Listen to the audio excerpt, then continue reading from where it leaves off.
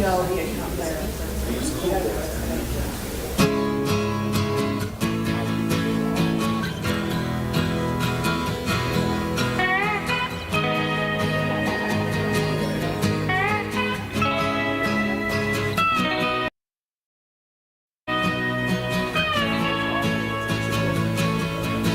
Well, I tried to make it Sunday, but I got so damn depressed that I set my sights on Monday, and I got myself undressed. I ain't ready for the altar, but I do agree there's times when a woman sure can be a friend of mine. Well, I keep on thinking about you, Sister Golden Hair Surprise, and I just can't live without you. Can't you see it in my eyes? I've been one more correspondent, and I've been too hard to find, but it doesn't mean you ain't been on my mind. Will you meet me in the middle? Will you meet me in the end? Will you love me just a little, just enough to show you care? Will I try to fake it? I don't mind saying I just can't make it.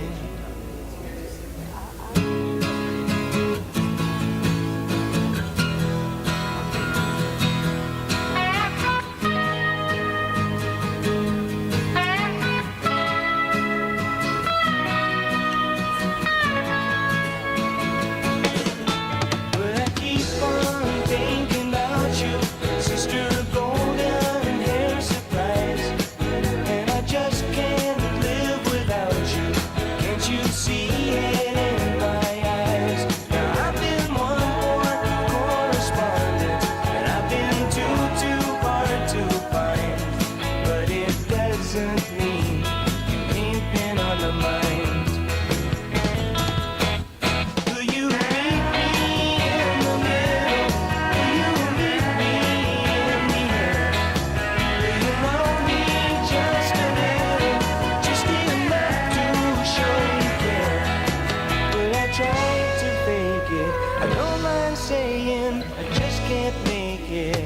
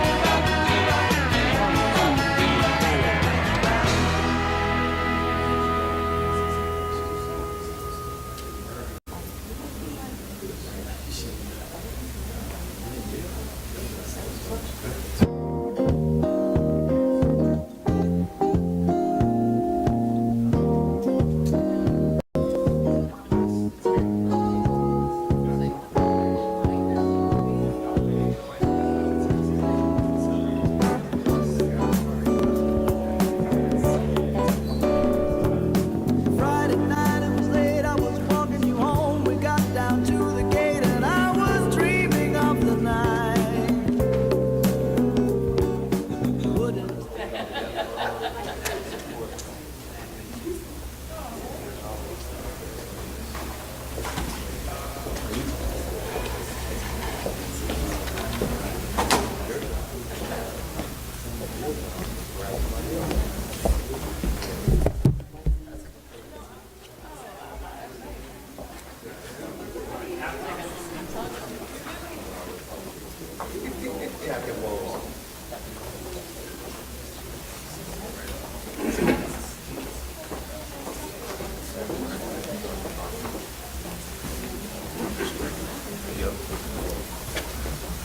Good morning.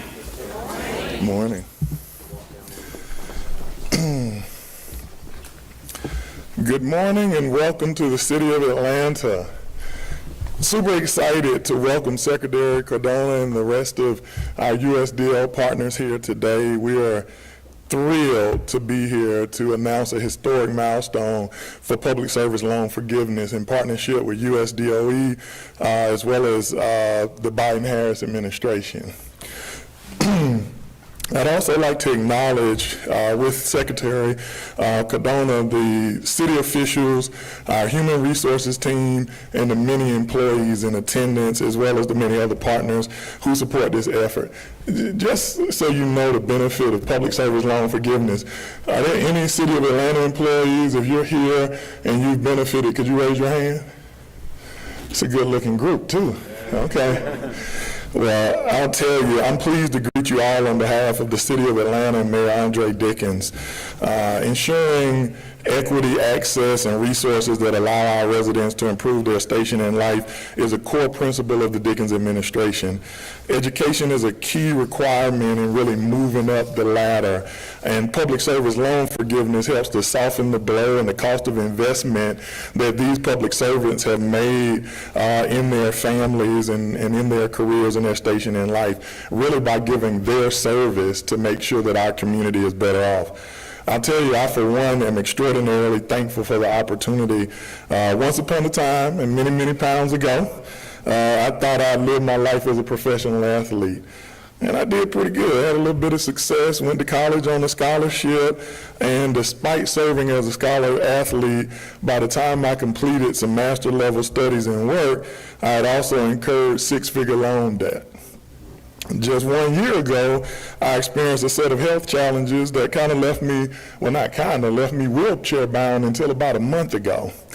And I was saddled with a ton of unexpected medical costs and, six-figure loan debt that had ballooned to more than $200,000 in loans while I was trying to spend my time serving the people on behalf of what I think is one of the most heartfelt mayors in our country. That $200,000 in debt and interest at that time I learned about, and it kind of ballooned while I was in the hospital fighting for my life, after giving 20 plus years of service to government. So I'm personally thankful for the vision of this administration, the tenacity to deliver and protect our most vulnerable residents, who I found myself being one of. Mayor Dickens calls it drawing circles, and because of the circles that have been drawn between our state partners, our federal partners, and really everyone who's committed to invest in our public servants, under this leadership, we have implemented the city's first compensation and class plan. We partner with RC. We've got APS Representative Brooks here and that team to make sure that we are, pushing forward the envelope on how we pay and compensate all of the folks who are contributing to public service. And I'll tell you, the Public Service Loan Forgiveness Program, along with our Department of Labor, the first in the city's history, are all kind of coming together to draw circles to make sure that our public servants and those who are most vulnerable have the best access. I can hear Mayor Dickens now, saying that's how you build a city of opportunity for all. And it really is, through partnership and through implementing great programs. President Biden's administration, under the leadership of our secretary, has canceled student debt for millions of Americans, for thousands of Americans, and the president has vowed to use every tool available to cancel student debt for all borrowers. Well, I will let you millions is right, But I think we're going to talk about another milestone. I'm both proud and thankful that at a time when I was at my most vulnerable and truly in need of some good news, that I get to stand here with these folks and be one of 4,000 Atlanta borrowers who have more than $425 million in approved discharges. City of Atlanta employees alone have benefited greatly from this program to the tune of $100 million in loan debt forgiven, and that's a big deal for folks who before this administration were making less than $15 an hour minimum wage, which we've now raised to about $18 an hour.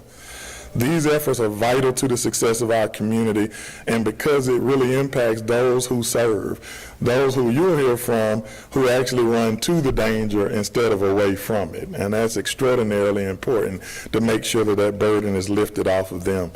We've got fire and rescue employees and a member of our public safety personnel with Sergeant Martin, firefighter Myers, and we're also joined by Captain Atzert of AFRD, and one of my favorites, Captain Taj, who you'll hear from as well, who has had more than $37,000 in student loans forgiven. Thankful for Ms. Terry from our policy office with more than $166,000 in student loan forgiveness.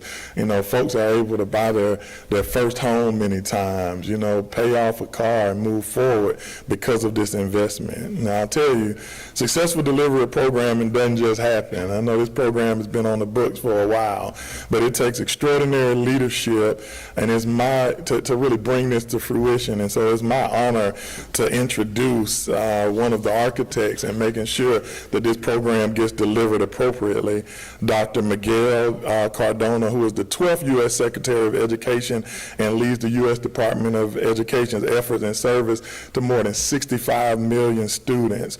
So I will tell you, sir, I am personally thankful for the impact you and your administration have had on the city and on my life and health as well. I'm thankful, sir. Thank you. Thank you very much for that. It's so great to be back here in Atlanta. And I know the mayor works so hard. He's one of the mayors that he's like, how can I make this program more available to the folks here serving in Atlanta? Great to be here celebrating a milestone that just 4 years ago was unthinkable. I'm really, really excited about this. I'm here to announce the Biden-Harris administration has officially approved public service loan forgiveness for over 1 million of our nation's, 1 million. The nation's teachers, nurses, first responders, and other public servants, totaling over $73 billion in debt relief to those public servants that 4 years ago we were calling essential. Remember that? Combined with the debt relief we've already provided to borrowers with disabilities, students who were cheated by their colleges, and others, the Biden-Harris administration has now approved nearly $174 billion in debt relief for 5 million Americans across the country. And as I said, many of those were students who were taken advantage of by colleges. There are people with total and permanent disabilities, many of them veterans. So we're proud of that record. Today we have public servants with us. I'm really pleased to get to meet them before. This is America, folks. These are the people that are helping keep our country up. They're going to be sharing a little bit about what debt relief means to them. But first, I'm a teacher, so a quick history lesson on how we got to where we are. In 2007, a bipartisan bill, supported by both sides of the aisle, was passed to reduce college costs, making it made its way through Congress. One of the authors was late Senator Ted Kennedy. He spoke on a Senate floor, and he talked about mounting student debt in this country and the growing pressure on students to choose careers that could repay those loans.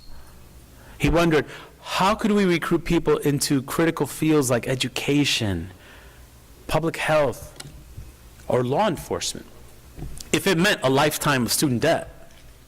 Those jobs don't pay a ton of money, but they touch countless lives. People don't sign up to go into public service to become multimillionaires. So what we were seeing in this country was we were lacking people going into these careers that were so needed.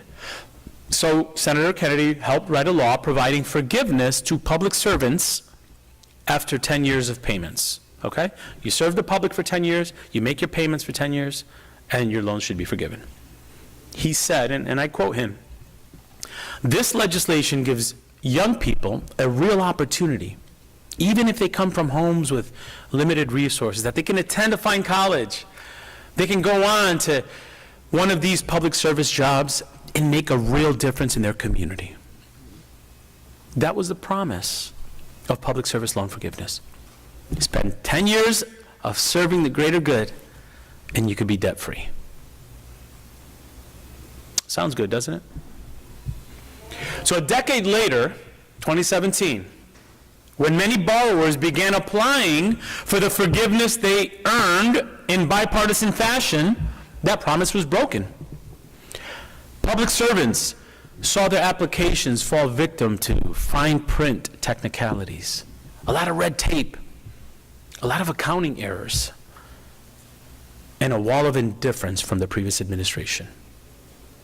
As a matter of fact, they tried stopping providing the debt relief. Like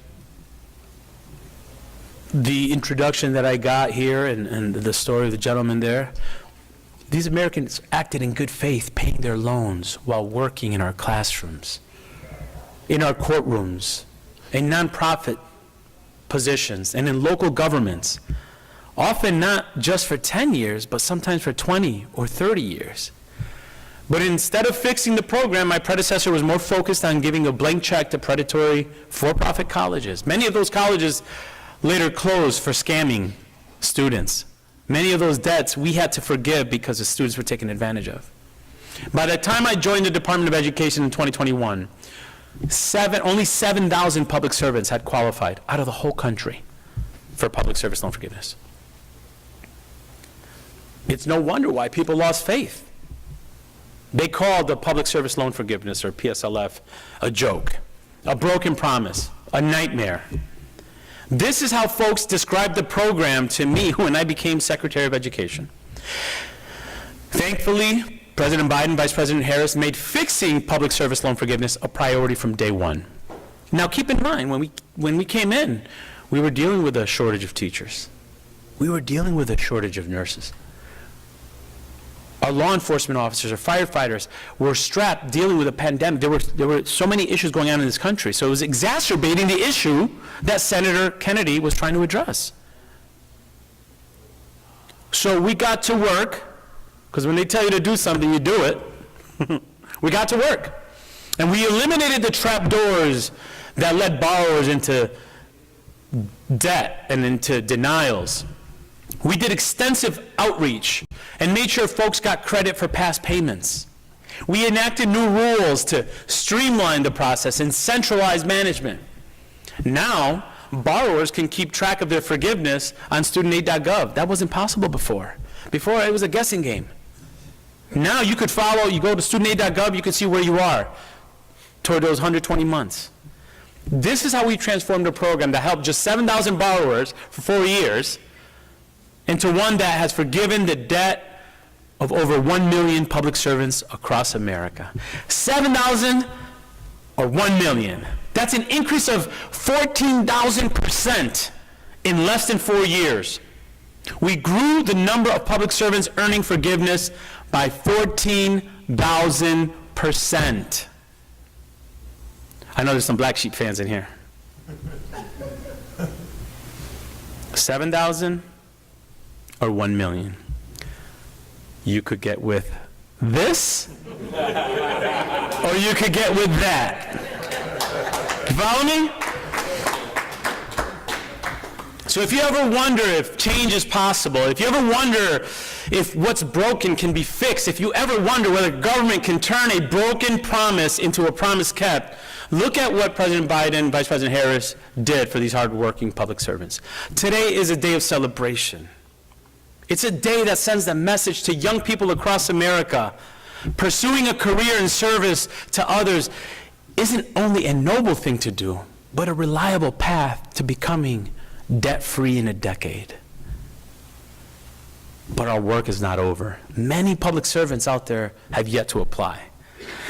That's why today, through this announcement, I'm also asking every governor, every mayor, and every member of Congress to level up their outreach and help public servants in their states, in their cities, and in their districts apply for PSLF. I can tell you right now, there are people in this building that are eligible for debt relief that may not know it yet.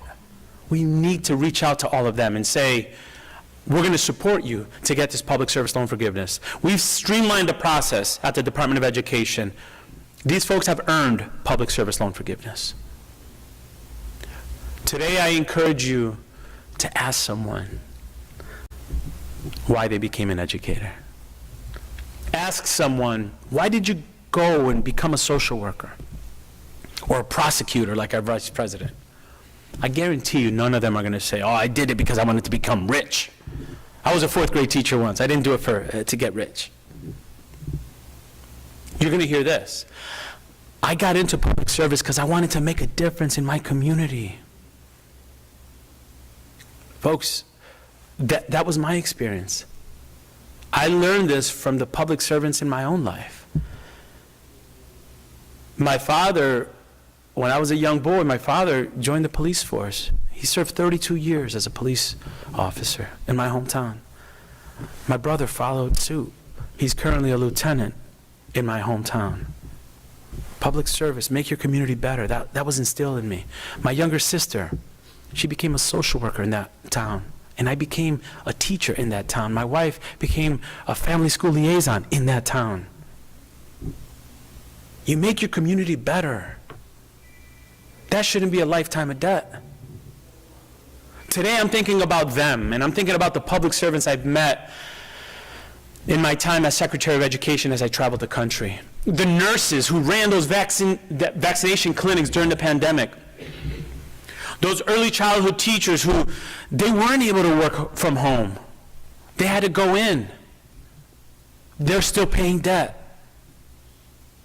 The career civil servants and Biden-Harris appointees I lead at the Department of Education, several of whom here today work relentlessly for years to fix a broken system. I want to give a shout out to Rich Williams here, who, I'm the one in front of the microphone talking about it. He was the one behind the scenes. I always say the wizard's behind the curtain, fixing a broken system. So Rich, thank you for your service. There's people like James Quall, Ben Miller, and so many others at the Department of Education that, this is what kept them up at night, fixing this. Getting it done, realizing the system is broken and we have to fix it. We came in to disrupt the status quo. And there are 1 million people in this country right now that are benefiting from public service loan forgiveness because we didn't give up when it was hard work. You are the reason that President Biden has been able to deliver student debt relief to nearly 4.8 million Americans. That's more than any other administration in history, even if you add them up. Combine them all, they won't touch 4.8 million Americans. Let's give the folks who are working behind the scenes to get this done a round of applause, please. Thank you. Look, I couldn't be prouder of the lives we've changed together. And to me, it's critically important as Secretary of Education that, we're real with the American people. This is not about me. This is about the people whose lives are changed. We heard $200,000 in debt relief a minute ago. That's life-changing. Not only for him, for his family. Think about the generational benefit. And let me ask you, where do you think he's going to spend that money that he would have paid for that loan? Where is he going to spend that money? Right here. I really wanted this to be about the stories of the people whose lives are changed. So with that, it gives me great pleasure to turn it over now to those who've benefited from President Biden, Vice President Harris's loan forgiveness program, the public service loan forgiveness. And I want to say thank you for being here. We're just warming up. This will continue for generations to come because of the hard work of our administration and the dedicated public servants at the Department of Education to make sure that this promise is kept. You worked for over 10 years in public service, you pay your loans for 10 years, your loans should be forgiven. Let's hear some stories about those who benefited from it. Thank you very much.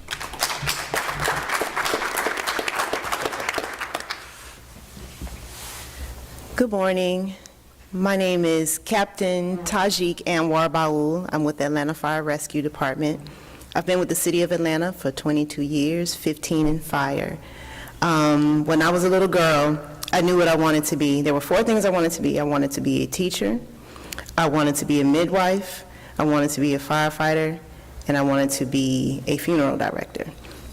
Why all of those things? Because I wanted to be involved in all areas of life, from birth to death. So early I knew my purpose. I'm 46 years old. I'm from Atlanta, born here, raised here, educated here through Morris Brown and Georgia State. And I still live here. I live in Old Fourth Ward, just around the corner.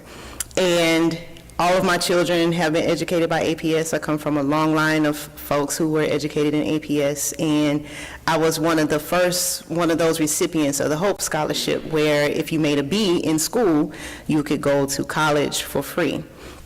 So I went on to Morris Brown and Georgia State, and even though I had the Hope Scholarship, I also incurred some student loans. And, you know, civil service jobs, we're not in them to be rich. We're in them to serve the community and to make our communities better. And I learned early, as I was a fire recruit, I was still on food stamps and receiving Medicaid because I had 5 children at the time. And I was just working just to make sure that food stayed on the table while still pursuing my purpose. I'm sure some of y'all can identify with that, where you don't want to compromise what your purpose is, but you also have to put food on the table.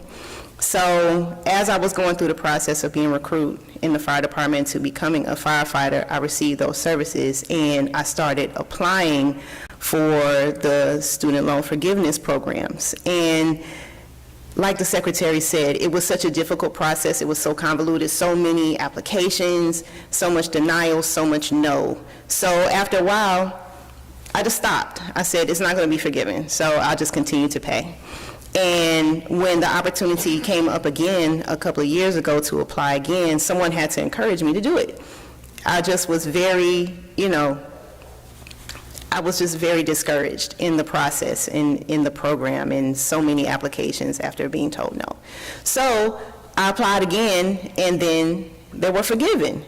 And I was like, wow, okay, the process does work, the program does work, and this can work for others. So I'm one of those people who, have so many different things that they want to do, but I benefited from this program because I have put my time in with the city, and that tells me that putting my time in the city, putting my life on the line, falling through floors, getting bled on, evading danger on the highways when we're working accidents, all of that stuff comes with a personal cost, but somebody somewhere cares about that and wants to pour back into us as we pour into the community. So that makes me feel good as a firefighter and a fire captain and a paramedic, like, oh, there is somebody in these upper offices that actually do care about what's going on with myself and my coworkers and those of us in public safety. So I'm grateful to be a recipient of that. I'm able to now try and get my grandmother's house rebuilt, which burnt down over there in Vine City, as a matter of fact, burnt down. And now with the public safety forgiveness program, that alleviates some stuff off of my credit, so I can start trying to get that financing, so I can have some, family legacy in addition to my home in Old Fourth Ward, over to where I was raised, over on the west side. So this program has afforded me that opportunity, and I am grateful. Thank you.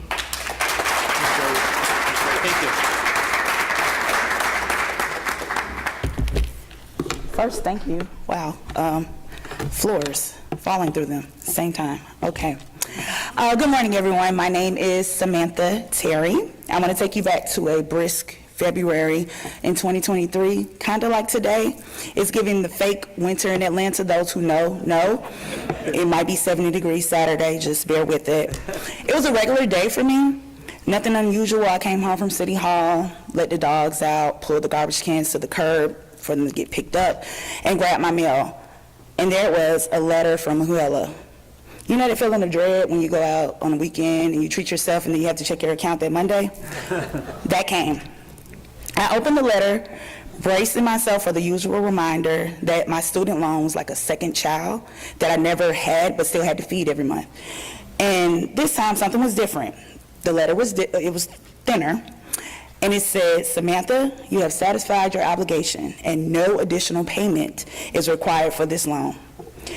Now, I don't know about you, but we live in the age of scammers. So I logged onto my account, like he said we could, to double check.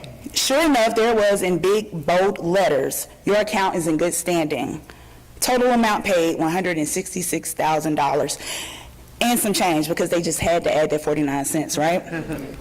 By then, I was in year 7 of owning my first home, and my son was in college.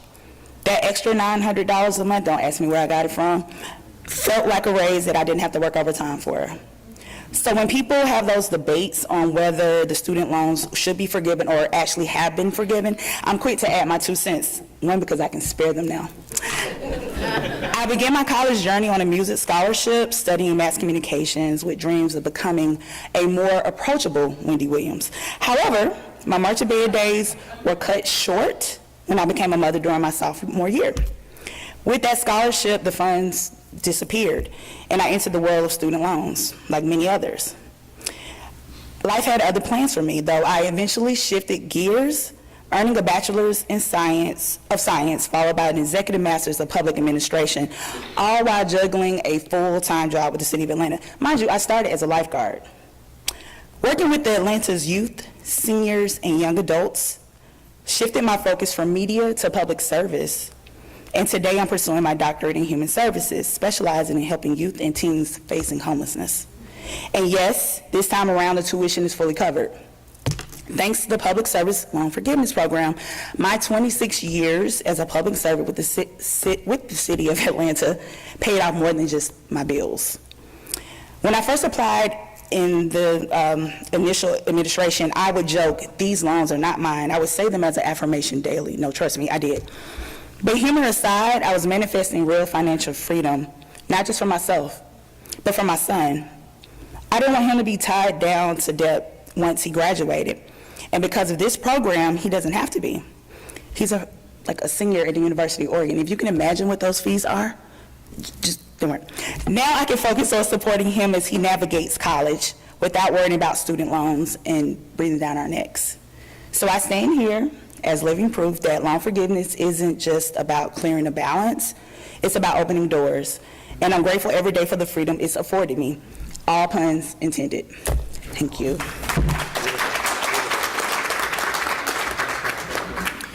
Good morning. My name is Tommy Atzert. I am a captain with the Atlanta Police Department. I've actually worked with Atlanta since 2007. I started my college career in 1999. I was actually going to Georgia State, right around the corner here. And life happened, and I went for about 2 years, decided to quit. I had to have a full-time job, started a family, and it just wasn't in the cards for me. I knew back in '99 when I started for my criminal justice degree that I wanted to be a cop. I knew that's what I wanted to do. But again, life happened, and I just started doing what it took to make ends meet, and again, provide for my family. We were starting off, and I just had to make things work. I was paying for my student loans at that time. When I got out, because they were like, hey, you're not in school, so it's time to repay them, I started repaying them. I was actually fortunate enough to get a job right around the corner at the Coca-Cola company working security. And at that time, they were providing some tuition reimbursement. Wasn't all of it, but it was a portion of it. So I still incurred some loans, and I happened to meet some Atlanta police officers over there while I was working security. And I was like, man, I've got to get back into this. So I made sure that I finished my degree. I got my criminal justice degree at Georgia State. And it was the beginning of 2007. I specifically remember them announcing the Public Service Loan Forgiveness Program. And I was like, man, this is going to work out perfect. Because as soon as I graduate here, I'm going to put in my application with the police department, I'm going to get this job, and I'm going to make it happen. So I did. That is exactly what happened. I graduated in August. I got hired with Atlanta in November. And I paid those payments religiously for that 10 years. And then I applied for it, and I was denied. And I was like, you got to be kidding me. You told me all I had to do was 10 years and make my payments, and I did all that. I applied one more time. I got denied. And so I kind of gave up. And then in 2020, when they started announcing the changes that they had made to the program, I applied one more time. And I was like, man, please, just let this be forgiven. And I didn't hear anything for about 2 or 3 months, and like friends here, I got that letter in the mail, and I did the exact same thing. I went straight to the internet because I did not believe it. I checked that balance at least for the next 3 days. I would log on, I would check it. I would log on, I would check it. And I finally told my wife, and I was like, I think my loans are gone. And she was like, are you sure? I said, yes. And then, because I'd been still making those payments since 2017, it was the following week, Saturday morning, because I hadn't checked it through the week, I got up, I checked my bank account, and all those payments that I had made since 2017 started getting repaid in my account. For me, it was very lucky because in 2020, I'd actually had a pretty serious accident at work. I broke my leg, tore my ACL. I hadn't been at work for about 8 months, and it was just a huge windfall for us. It paid a lot of bills that we had incurred, and it was just a fantastic blessing in disguise. So I cannot say enough about the Public Service Loan Forgiveness Program. It is absolutely fantastic, and if you are in public service, you must take advantage of it. Yeah. Thank you. Fantastic. Thank you. You know, we're going to take some questions in a second, but what I heard was this public servant's now going to be able to help her grandmother with rebuilding a house. A public servant is now going to be able to help her child go to college. And a public servant who got injured on the job was able to pay off some bills as a result of public service loan forgiveness, fixes that were made in 2021. Folks, this is what we wanted to accomplish today. You know, $1 million is amazing, right? But think of the stories of the Americans that are being helped here because of this. I want you to think about their stories and the countless others, 1 million other stories, just with public service loan forgiveness, and their families are being, it's generational. So thank you for being the face of the policy, because quite frankly, you know, when we talk about the work that we're trying to do, it's your stories that motivate us, that inspire us, and that keep us fighting, and we're not done fighting.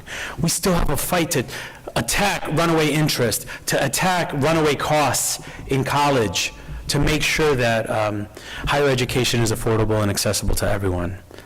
So thankful for you to, for your public service, but also for your presence here today. You represent what we're fighting for. Never forget that. You represent what we're fighting for, and I'm honored to serve as your secretary and to hear your stories. Thank you. I'll be happy to take some questions. I think it was reported 98% of people that had applied Yeah. were denied. Where is that process at now? People got denied before, do they need to apply, or are they automatically forgiven? What are those people who were rejected or still waiting where they need to? So you heard today, 98, well, some of them came back and got it. 98% of the people that applied, 98% of public servants, like the ones you just met here today, were denied from 2017 to 2020.